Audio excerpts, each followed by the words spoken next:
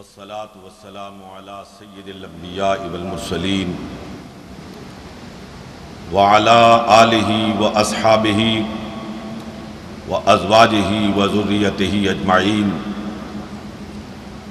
اما بعد فاعوذ باللہ من الشیطان الرجیم، بسم اللہ الرحمن الرحیم، ان اللہ وملائکتہ یصلون علی النبی یا ایہا الذین آمنوا صلوا علیہ وسلموا تسلیما، اللہم صل وسلم وبارک علی سیدنا ونبینا ومولانا محمد وبارک وسلم وصل علیہ، یا رب صل وسلم دائما ابدا، یا رب صل وسلم دائما ابدا علی حبیبک خیر الخلق کلہم۔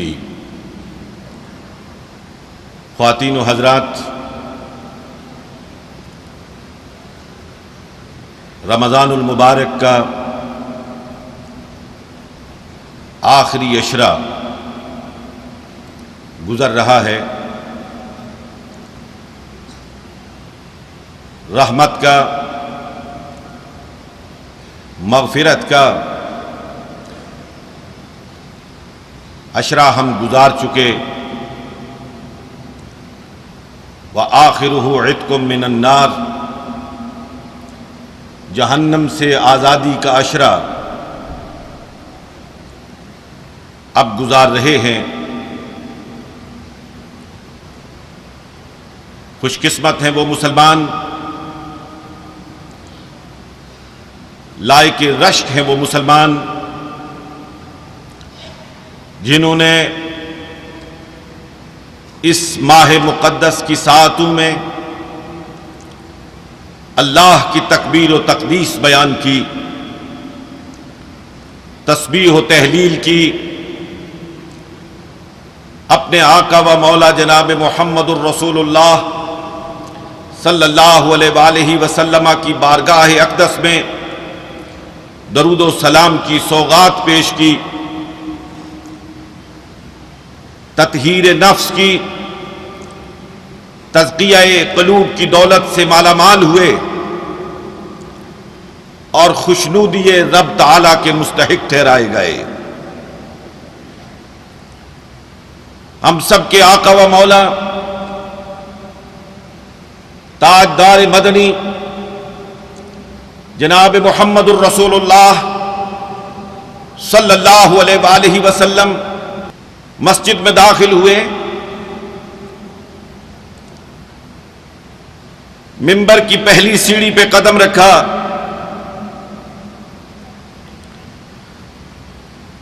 فقال آمین آمین۔ بعد میں صحابہ کرام رضوان اللہ تعالی علیہم اجمعین نے یہ 3 مرتبہ سرکار علیہ الصلاۃ والسلام نے تینوں سیڑھیوں پر قدم رکھتے ہوئے تشریف فرما ہوتے ہوئے آمین کے الفاظ کہے۔ صحابہ کرام رضوان اللہ تعالی علیہم اجمعین نے عرض کیا، یا رسول اللہ صلی اللہ علیہ وآلہ وسلم، آمین کہنے کا سبب کیا تھا؟ خواتین و حضرات، آپ سبھی جانتے ہیں کہ آمین دعا کے بعد کہی جاتی ہے۔ اے رب کریم، جو میں نے تیری بارگاہ میں درخواست پیش کی اسے قبولیت کی خلت سے سرفراز فرما، لیکن آج تو کوئی دعا نہیں ہوئی، اور حضور نے منبر کی پہلی سیڑھی پہ قدم رکھا، ارشاد فرمایا آمین۔ دوسری سیڑھی پہ قدم رکھا، فرمایا آمین۔ تیسری سیڑھی پہ قدم رکھا، پھر فرمایا آمین۔ یا رسول اللہ صلی اللہ علیہ وآلہ وسلم، اس کا سبب کیا ہے؟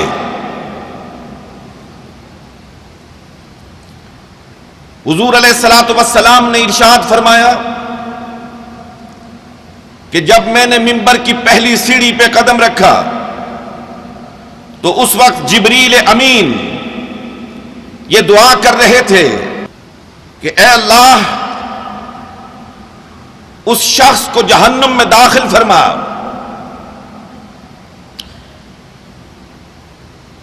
اور اس کی بخشش نہ فرما جس کو رمضان کا مہینہ ملا اور اس نے اس کا حق ادا نہیں کیا۔ حضرات محترم، آگے چلنے سے پہلے لمحہ بھر کے لیے مجھے اپنا محاسبہ کرنا چاہیے۔ ہم میں سے ہر شخص کو، ہر مرد و زن کو اپنی ذات کا احتساب کرنا چاہیے کہ یہ برکتوں والا، یہ رحمتوں والا، یہ مغفرت والا، یہ جہنم سے آزادی والا ماہ مقدس ہمیں نصیب ہوا۔ کیا ہم نے انفرادی طور پر، ہم نے اجتماعی طور پر اس مہینے کے حقوق کو ادا کیا ہے؟ میں پر امید ہوں، بلکہ یقین محکم رکھتا ہوں کہ مسلم معاشرے کی ایک اکثریت،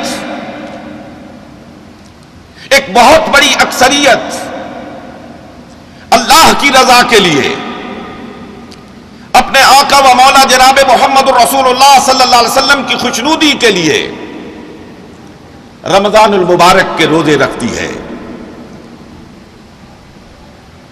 اور رحمتوں سے، برکتوں سے، رب کریم کے فضل و کرم سے اپنی جھولیاں بھرتی ہے۔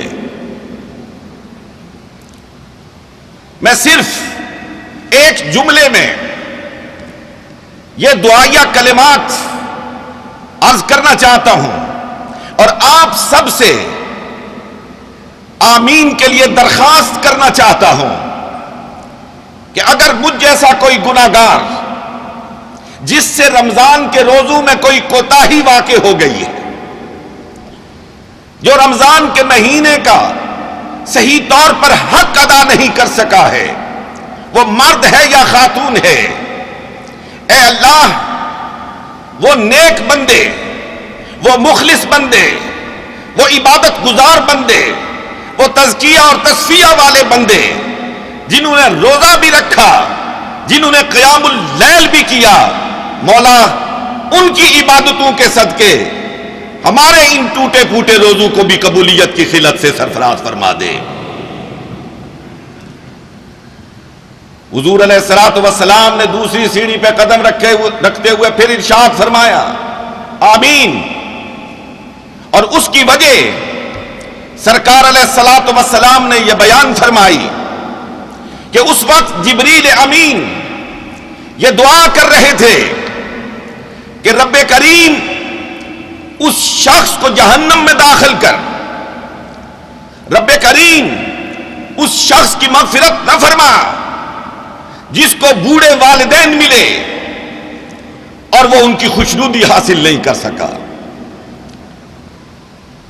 میرے نوجوان بیٹوں، میرے نوجوان بھائیوں، میری عزیز بچیوں اور بہنوں، میں آپ سے مخاطب ہونا چاہتا ہوں۔ خوش قسمت ہے وہ بچے، خوش قسمت ہے وہ اولاد جسے والدین کی نعمت سے ابھی تک رب العالمین نے سرفراز کیا ہوا ہے، جن کے والدین زندہ ہیں۔ جنت کے حصول کا بہترین ذریعہ تمہارے گھروں میں موجود ہے۔ ہم سب کے آقا و مولا جناب محمد الرسول اللہ صلی اللہ علیہ وآلہ وسلم نے ارشاد فرمایا کہ باپ کی رضا میں، والد کی رضا میں اللہ کی رضا ہوتی ہے، اور ماں کو تو اس درجے پر فائز کیا ہے کہ الجنت تحت اقدام الامہات، جنت ماں کے قدموں کے نیچے ہوتی ہے۔ اور قرآن مجید فرقان الحمید میں رب کریم ارشاد فرماتا ہے کہ یہ دونوں یا ان دو میں سے کوئی ایک جب بڑھاپے کی عمر کو پہنچ جائے تو نوجوانوں سنو، یہ قرآن کا پیغام ہے، یہ خالق کا حکم ہے، یہ تمہارے مالک اور رازق کا حکم ہے کہ بد کلامی تو دور کی بات ہے، ان کے سامنے کلمہ اف بھی زبان پر نہ لاؤ، اور جب بھی بات کرو تو پیار کے ساتھ، محبت کے ساتھ اپنے بازوؤں کو ان کے سامنے پھیلا دو اور پکار کے اپنے رب کریم کی بارگاہ میں درخواست کرو، وَقُلْ رَبِّ ارْحَمْهُمَا كَمَا رَبَّيَانِي صَغِيرًا، مولا پاک ان کے حال پر اس طرح رحم فرما جس طرح بچپن میں یہ مجھ پر رحیم اور کریم ہوا کرتے تھے۔ خواتین و حضرات، اور بالخصوص میرے نوجوان دوستوں، میرے بیٹوں اور بیٹیوں، میں آپ کے سامنے اپنے نبی محتشم علیہ الصلوۃ والسلام کا اسوہ حسنہ پیش کرنا چاہتا ہوں۔ سرکار علیہ الصلوۃ والسلام مسجد نبوی میں تشریف فرما ہے، صحابہ کرام رضوان اللہ تعالی علیہم اجمعین، وہ آسمان ہدایت کے چمکتے ہوئے ستارے آپ کے گردا گرد تشریف فرما ہے۔ سامنے سے ایک جھکی ہوئی کمر کے ساتھ خاتون مسجد نبوی میں داخل ہوتی ہے، اس کے ہاتھ میں لاٹھی ہے، پیبند لگے کپڑے ہیں، لاٹھی کا سہارا لیے ہوئے مسجد نبوی میں داخل ہوتی ہے۔ سرکار علیہ الصلوۃ والسلام کہ جب نظر اس پہ پڑتی ہے تو سرکار علیہ الصلوۃ والسلام اس کے احترام میں کھڑے ہو جاتے ہیں۔ اب خود غور فرمائیے کہ جس کے احترام میں محمد عربی کھڑے ہوں، میرا تو ایمان کہتا ہے، میرا تو وجدان کہتا ہے کہ اس کے احترام میں آسمان پر ملائکہ کھڑے ہو جاتے ہیں۔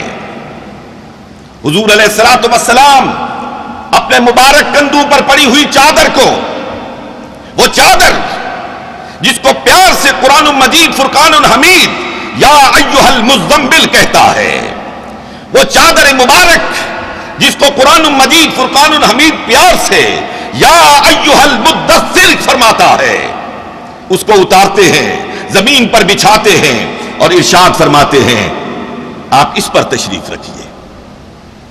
اور روایت میں آتا ہے جتنی دیر وہ خاتون وہاں پہ موجود رہتی ہیں، حضور سرور کون و بقا علیہ الصلوۃ والسلام کسی اور کی طرف توجہ نہیں فرماتے، کسی اور کی جانب متوجہ نہیں ہوتے، انہی سے گفتگو فرماتے ہیں۔ جب وہ وہاں سے تشریف لے جاتی ہیں تو سرکار علیہ الصلوۃ والسلام صحابہ سے پوچھتے ہیں، میرے صحابہ تمہیں معلوم ہے یہ خاتون کون ہے؟ عرض کیا یا رسول اللہ صلی اللہ علیہ وسلم آپ فرمائیے۔ فرمایا یہ مائی حلیمہ سعدیہ ہے جس کا بچپن میں نے دودھ پیا تھا۔ خواتین و حضرات، ہمارا پیغمبر صلی اللہ علیہ وآلہ وسلم ان کا اسوہ حسنہ تو یہ ہے کہ اپنی رضائی ماں کے احترام میں اپنی چادر زمین پر بچھا دیتے ہیں۔ ہمیں غور کرنا چاہیے ہمارا اپنے سگے والدین کے ساتھ کیا حسن سلوک ہے، ان کے ساتھ کیا برتاؤ ہے۔ آج رمضان المبارک کہ ان مبارک ساتوں میں، ان مبارک گھڑیوں میں میرے نوجوان بیٹوں بیٹیوں اور ہر وہ شخص جس کو والدین کی نعمت میسر ہے، آج اس مسجد سے یہ داعیہ لے کے جائے، آج اس مسجد سے یہ عزم لے کے جائے، یہ عزم پختہ لے کے جائے کہ آج کے بعد میں ہر وہ کام کروں گا جس سے میرے والدین کو خوشی نصیب ہوگی، اس لیے کہ وہ خوش ہوں گے تو عرش بریں پر میرا رب خوش ہوگا، گنبد خضرا کے اندر میرے آقا و مولا جناب محمد الرسول اللہ صلی اللہ علیہ وسلم خوش ہوں گے۔ سرکار علیہ الصلوۃ والسلام نے جب منبر کی تیسری سیڑھی پہ قدم رکھا تو آپ علیہ الصلوۃ والسلام نے پھر ارشاد فرمایا آمین۔ اس سے متعلق پوچھا گیا تو سرکار نے فرمایا علیہ الصلوۃ والسلام کہ جبریل دعا کر رہے تھے کہ اللہ اس شخص کو جہنم میں داخل فرما اور اس کی بخشش نہ فرما جس کے سامنے محمد صلی اللہ علیہ وسلم کا نام لیا جائے اور وہ ان پر درود و سلام نہ بھیجے۔ خواتین و حضرات، یہ دین متین، یہ پورا دین ہم سب کے آقا و مولا جناب محمد الرسول اللہ صلی اللہ علیہ وسلم کی ذات کے گردا گرد طواف کرتا ہے۔ بمصطفیٰ برسا خیشرا کے دی ہم اوست، گر بہو نہ رسیدی تمام دولہا بیست۔ دامن مصطفیٰ کو تھام کے رکھو، دین اسی کا نام ہے، اور دامن مصطفیٰ سے ہاتھ چھوٹ گئے تو ساری کی ساری بولہبی ہے، عمل غارت ہو جاتے ہیں۔ رب العالمین تقاضا کرتا ہے ان اللہ وملائکتہ یصلون علی النبی یا ایھا الذین آمنوا صلوا علیہ وسلموا تسلیما، کہ اللہ وہ خالق، وہ مالک، وہ رازق اور اس کے فرشتے میرے محبوب محمد کریم پر درود بھیجتے ہیں۔ اے مومنو، تم بھی ان پر درود بھیجو۔ اللہ رب العالمین ہمیں ان تینوں چیزوں پر عمل کی توفیق عطا فرمائے۔ رمضان کے یہ روزے جو گزر چکے اللہ ان کو قبول فرمائے، جو بچ گئے ہیں رب العالمین ان کی صحیح قدر کرنے کی توفیق عطا فرمائے۔ یہ آخری عشرہ، اسی آخری عشرے کی طاق راتوں میں وہ رات آتی ہے جس کو قرآن کہتا انا انزلناہ فی لیلۃ القدر۔ یہ وہ رات ہے، یہ وہ قدر والی رات ہے، یہ وہ عزت اور تکریم والی رات ہے جس رات کو ہم نے قرآن کو نازل کیا تھا۔ یہ آخری صحیفہ، یہ آخری پیغام اسی مقدس رات کو نازل ہوا، اور لیلۃ القدر خیر من الف شہر۔ اور یہ لیلۃ القدر کیا ہے؟ یہ 1000 مہینوں کی راتوں کی عبادت سے بہتر ہے۔ 1000 مہینے کے 83 برس اور 4 مہینے بنتے ہیں۔ 83 برس 4 مہینے بنتے ہیں۔ آپ خود غور فرمائیے کہ عام طور پر ایک طویل عمر کسی شخص کو کتنی نصیب ہوتی ہے، کتنا خوش بخت ہے وہ شخص، کتنا اللہ کا وہ پسندیدہ ہے جس کو اس رات اپنے خدا کو منانے کا موقع مل جاتا ہے، جو اس رات تسبیح و تہلیل کر کے اللہ کو راضی کر لیتا ہے، لیلۃ القدر کو پا لیتا ہے۔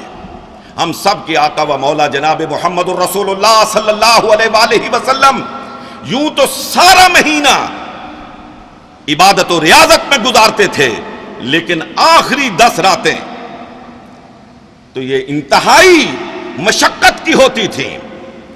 لمحہ لمحہ عبادت میں گزرتا تھا، لمحہ لمحہ ریاضت میں گزرتا تھا، اور رب نے اس کو 1000 مہینوں تک مقید نہیں فرمایا ہے، خیر من الف شہر فرمایا، اس سے زیادہ بھی خدا دینا چاہے تو اس پہ کوئی پابندی نہیں ہے۔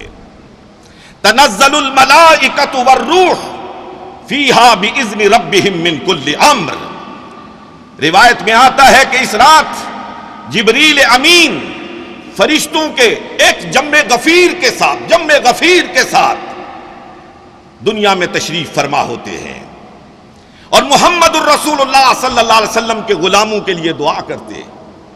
جبریل دعا کرتے ہیں، ملائکہ آمین کہتے ہیں۔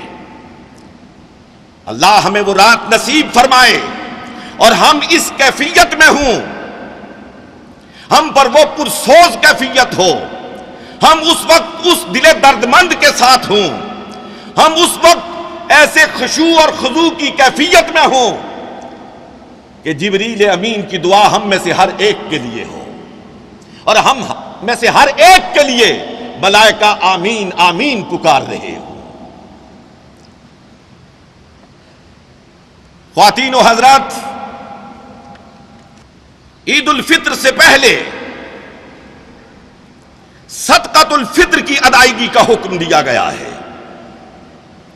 اللہ رب العالمین اپنے حقوق کو اور بندوں کے حقوق کو ساتھ ساتھ لے کے چلتا ہے۔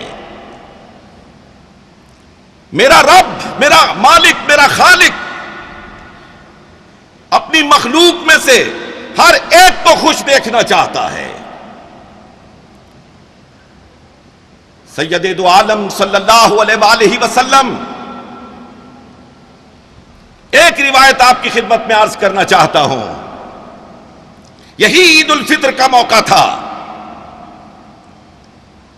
اپنے کاشانہ نبوت سے باہر نکلے اور اس شان کے ساتھ نکلے کہ آپ کی ایک انگلی جناب حسن نے پکڑی ہے، دوسری انگلی جناب حسین نے پکڑی ہے، اور صحابہ کرام آپ کے منتظر ہیں۔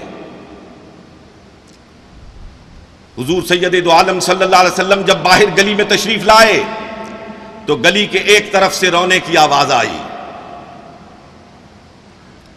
حضور علیہ الصلوۃ والسلام کی وہ قدوم میمنت لزوم جو ابھی تھوڑی دیر پہلے نماز کی طرف جا رہے تھے، اب اس گلی کی اس نکر کی طرف چلتے ہیں جدھر سے رونے کی آواز آ رہی ہے۔ گلی کے سرے پہ پہنچے تو دیکھا کہ ایک بچہ ہے جس نے دیوار کے ساتھ اپنا منہ لگایا ہوا ہے اور زارو قطار رو رہا ہے، اس کی آواز بلند ہو رہی ہے۔ سرکار نے اپنا دست شفقت، دست رحمت، دست نبوت اس کے سر پہ رکھا، پیچھے مڑ کے دیکھا تو رحمت للعالمین کو دیکھا، شفیع المذنبین کو دیکھا، سرکار کے ساتھ چمٹ گیا۔ سرکار نے پوچھا بیٹا رونے کا سبب کیا ہے؟ عرض کیا یا رسول اللہ صلی اللہ علیہ وسلم، پچھلی عید تھی، میرا باپ زندہ تھا، اس نے مجھے نیک کپڑے سلوا کے دیے تھے، اس نے مجھے نہلایا تھا، کپڑے پہنائے تھے، خوشبو لگائی تھی، کندھے پہ بٹھایا تھا اور نماز کے لیے لے کر گیا تھا۔ یا رسول اللہ، باپ کے سایہ شفقت و رحمت سے محروم ہو چکا ہوں۔ آج جب مختلف بچوں کو اپنے باپوں کے کندھوں پر سوار نماز کی طرف جاتے ہوئے دیکھتا ہوں، مجھ سے برداشت نہیں ہو رہا ہے۔ سرکار علیہ الصلوۃ والسلام نے اسے گلے سے لگایا اور ارشاد فرمایا، جس کا کوئی باپ نہیں اس کا باپ محمد ہے، جس کے سر پر کوئی دست شفقت رکھنے والا نہیں اس کے سر پر دست شفقت رکھنے والا محمد عربی صلی اللہ علیہ وآلہ وسلم ہے۔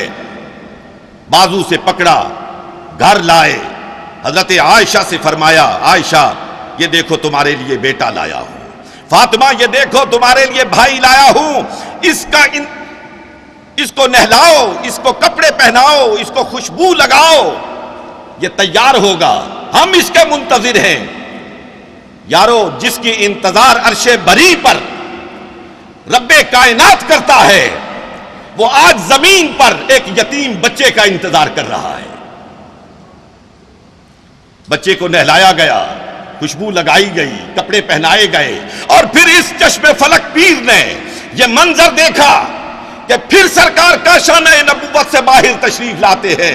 ایک انگلی حسن نے پکڑی ہے، دوسری انگلی حسین نے پکڑی ہے رضی اللہ تعالی عنہما، اور دوش محمد مصطفیٰ پہ، دوش محمد مصطفیٰ پہ وہ یتیم بچہ سوار ہے، وہ نبیوں میں رحمت لقب پانے والا، مرادیں غریبوں کی برلانے والا، فقیروں کا ملجا، ضعیفوں کا باوا، یتیموں کا والی، غلاموں کا مولا، وہ اپنے پرائے کا غم کھانے والا، اتر کر ہی راہ سے سوئے قوم آیا، اور ایک نسخہ کیمیا ساتھ لایا۔ وآخر دعوانا ان الحمدللہ رب العالمین۔